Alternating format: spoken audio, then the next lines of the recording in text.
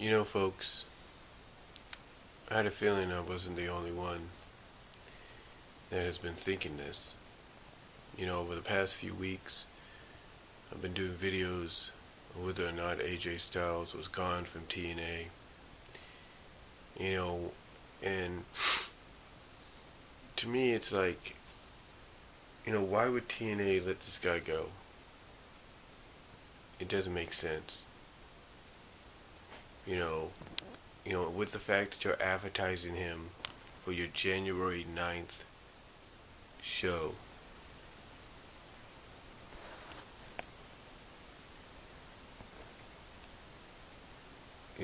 It really doesn't make any sense. So and especially since you have him coming back apparently on your January 2nd show, as well as your January 9th. Again, it doesn't really make sense. And also, why would you advertise him to return maybe a week later or so? Why would you do that? It doesn't make sense. And then, of course, you got the breaking news that apparently he signed with Ring of Honor, or at least signed on to make appearances with Ring of Honor, starting with this week's tapings in Baltimore or wherever they're going to be. And then you have him apparently signing on to do some tapings or bookings in Combat Zone Wrestling.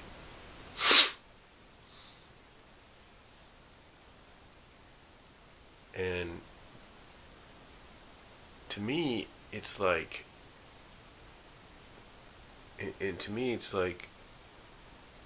okay, I can understand maybe this is going to throw people off, maybe, make them believe and think that he's not with TNA, and then you have the reports that the negotiations between both AJ's side and TNA's side have gone south, and so, it's just all of this in between. It's like, and again, the only way I'm going to be proven wrong is if he makes a surprise appearance in the Rumble match, or even going as further as to say, or even go further to say, if he doesn't show back up for Lockdown, or even before then, if he doesn't show up for the Lethal Lockdown pay-per-view, or even before then, during the spring or going into the spring, then that will pretty much confirm that he's gone from the company. But I was reading this article at lordsofpain.net, and this one guy was asking the same question that myself and everyone else has been asking. Is this whole thing with AJ Styles, and now you add in people like Jeff Jarrett, Jeff Hardy storyline wise or not, and possibly Sting, and you ask yourself, especially with 3 of those names, if not 2 of those names, because they're pretty much TNA originals, the founder and AJ, you have to, he asked the question, is this all a work? And it's a question that I've that I've talked about, and a lot of people have talked about and been asking themselves the same question. And when I read this article, everything he's kind of mentioned is basically what I've mentioned, sort of, when I've talked about AJ's situation with TNA. And to me, it would not surprise me if this is all a work. It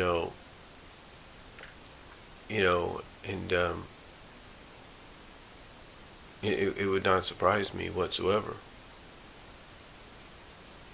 And because he even brings up what I brought up a few times, and that is the last time we thought something like this was real and legitimate was Devon, and Devon was still part of TNA. They had just worked us.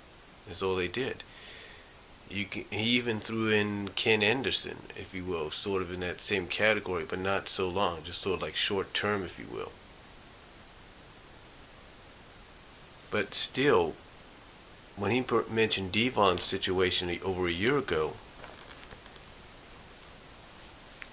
to me, it's like if TNA can do it once, they can do it again.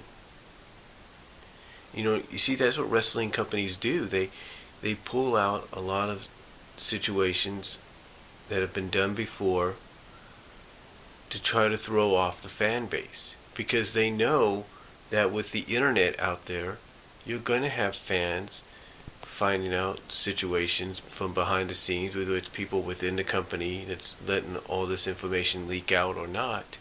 You're going to have the internet being the main base of saying, hey, you think you're going to keep it a surprise? Well, guess what? You're not keeping it a surprise, because we pretty much know.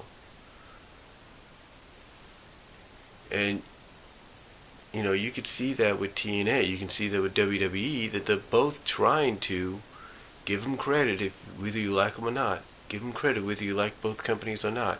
They're at least trying to get people to tune into the product and think that they know what's going to happen, and then pull the rug out from under them and say, nope, you thought wrong because we're going in this direction instead.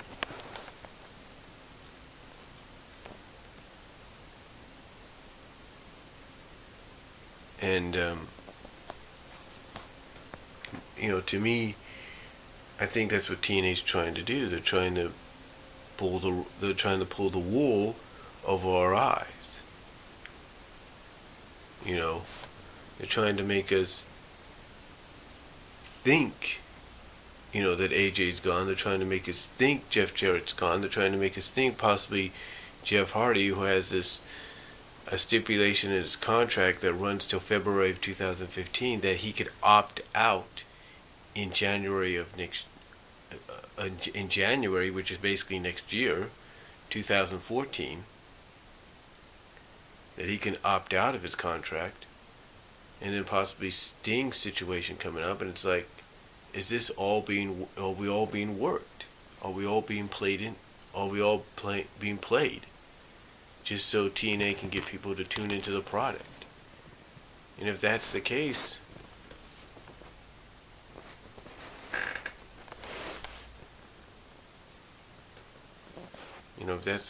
bravo TNA, bravo. But again, we won't really know, because unless we get some kind of real official confirmation.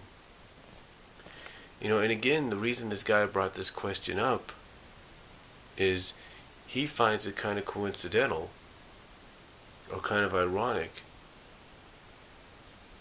that all these individuals, AJ, Jeff Jarrett, possibly Jeff Hardy with the option he has in his contract, Sting maybe, that all these individuals' contracts are all coming up at the same time.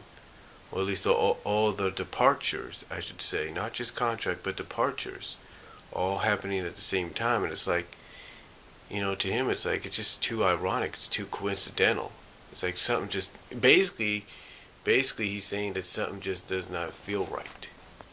Something's just not, something's off here, like something doesn't really resonate, if you will. Something smells fishy, to use an old saying. So, but again, to me, to me, honestly, I think it is a work. It's just my opinion. I think it is an overall work. I really do. Because think about it. You're doing a storyline right now with Dixie Carter pretty much thinking she's won the war. She's beaten all her adversaries in TNA.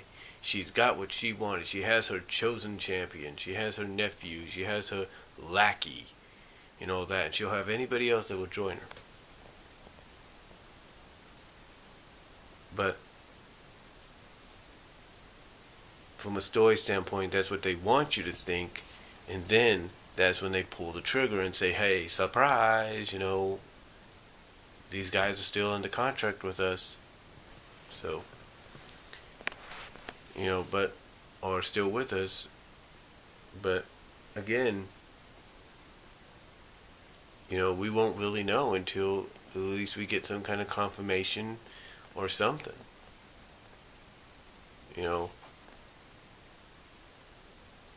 I understand people might think, well, AJ going to Ring of Honor and doing all this and going to CZW doing all that basically means he's gone from the company. No, it doesn't. He's not gone from the company. And here's why. Here's why. TNA has let wrestlers compete in Ring of Honor. They have let wrestlers compete in CZW. They have.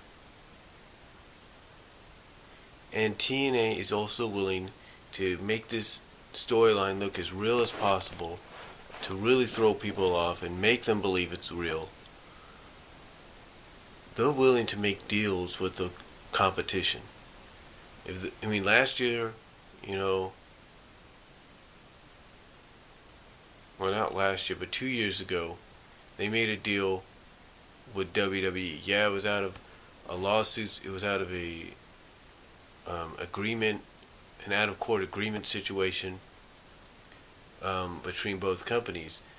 But they made a deal to where Ric Flair, who was still under contract to them, appear at WrestleMania for the Hall of Fame ceremony. In exchange, they got to have Christian appear for Slammiversary. So TNA is willing to do things like that. TNA is willing to make deals, to make things look believable, to make things look, to really throw you off, basically.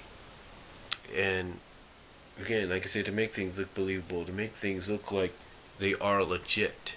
That was the word I was trying to find earlier. But basically, because basically they know people might wise up, but they don't want fans to wise up. They don't want insiders to wise up. They want to throw them off.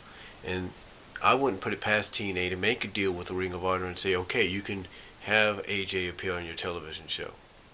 I wouldn't be surprised if they go as far as to say, yeah, we'll let you have with CZW say, okay, we'll let you have AJ appear on your show. TNA's willing to do that. I wouldn't put it past them. And that's why I totally agree that this whole thing with AJ is nothing but a work. Same thing with Jarrett, possibly, because it's too coincidental. Possibly even with Hardy, and maybe even with Sting if they go that far. Because think about it. It's basically the whole...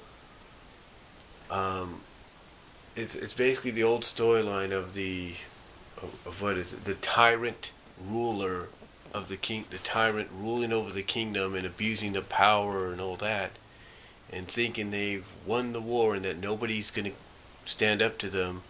But then all of a sudden, boom, surprise, surprise, here comes those that you thought you defeated coming back to save the day. So, but again, that's just from what I can see. And again, I do agree that this is a work. This is just my opinion. I'll provide the link down below to the article the guy put up at lordsofpain.net. And let me know what you guys think. Do you think it's a work? Off the Rope Show, Jeff Siegel. Let me know what you think. Do you think it's a work? Comment below. God bless. Take care. And I'll talk to you later.